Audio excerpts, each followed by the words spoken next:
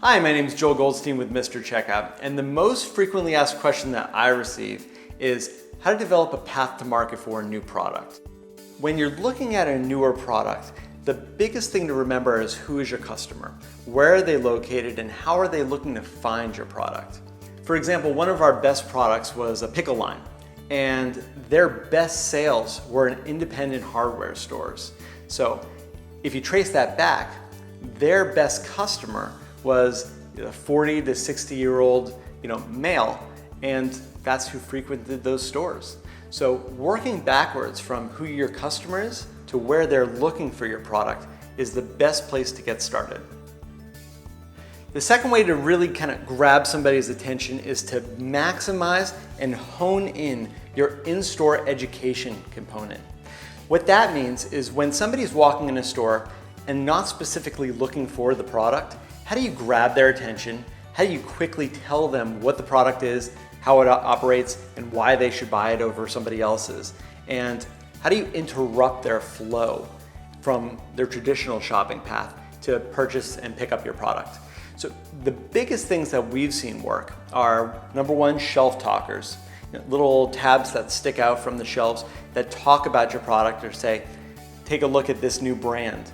Second, you might want to interrupt the path that they're walking on. So if you have a dump bin, which is really just a barrel on the ground and has your product piled in it, that is a quick way to get the customer's attention because they're probably going to have to move their shopping cart around it. And if you're looking for flexibility, nothing beats a clip strip. One of those little hang tags that you can pull right off the shelf, and there's a little card area right above that where you can put education about the product. Usually the best things for these are impulse items, something under $10, where you can advertise the price as the competitive advantage and say, grab this, it'll make your day a little bit easier. The most frequently occurring issue that I get when I'm speaking to a supplier that's coming to us from Amazon or Shopify is that they haven't accounted for the margin that it requires to be on the shelf in retail stores. Knowing that ahead of time will allow you to prepare for what may occur in the future. You got to prepare for your success if you're going to be successful. So when you're looking at in-store retail, typically retailers want between 30 to 50%, usually higher, around 50%. So the grocery stores, if you have a grocery product, it's typically going to be between 25 to 30%. If you have a novelty product or something in line, it might be closer to that 50 to 55% margin requirement. Knowing that ahead of time will allow you to prepare to make your margins available and set your sales price in accordance to what retail will truly cost. The second pitfall that we often see with logistics and distribution is that a lot of people don't account for the margin and the discrepancy between distributors.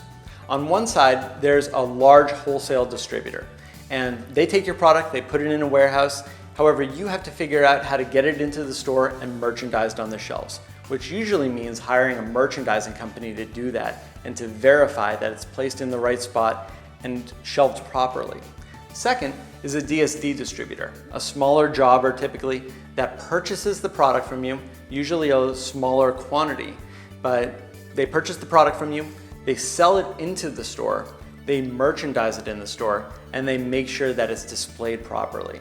They take a higher margin, the wholesale distributors take a lower margin. However, you're going to have to pay chargebacks, you're going to have to pay warehousing fees, and a merchandising company on top of that for the larger distributor. So they usually even out in the end. The last question that I usually receive is, when should they go big and who should they work with? It's often an issue when you go big too soon because the larger retailers, they may put a huge purchase order in.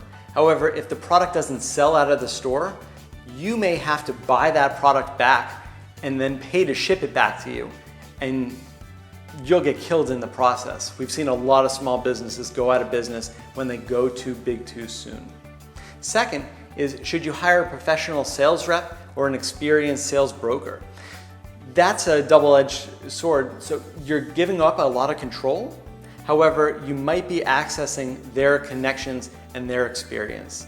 We've had a lot of experience with a rep research group that have found really experienced reps And we always suggest going through an experienced rep research group to find those true connections that have experience, and we'll be able to provide you that adequate path to market that'll get your product on the shelf at the end of the day. I hope those tips helped. We at Mr. Checkout are a network of about 900 boots on the ground DSD distributors and about 250 cash and carries across the country that service roughly 150 to 200,000 independent retailers. If you're looking to have your product placed on independent retailer shelves, please let us know. We'd love to hear from you.